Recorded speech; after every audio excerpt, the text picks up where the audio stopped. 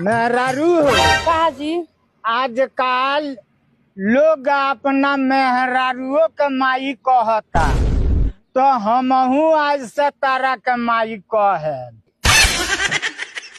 मेहरारू कमाई देखी यही हमार देह गरम बा और हमरा के गरम मत करी भागे जैसे तो जान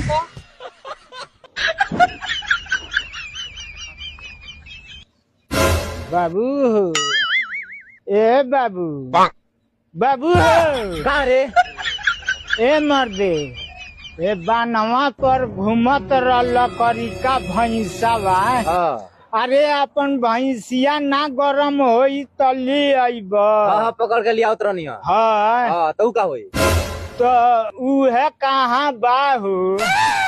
तो भैंस बेच दनी तब तोरा करिया भैंसा का होई? ए मर्दे हमार मौगी गरम बिया। ए साली बकलोल भैंस गरम होली सा मेहरारू गरम होली सा। तोरा मेहरारू को बुखार लगल जाके दवाई करा। सब बकलोल रजबे जिंदगी निकल।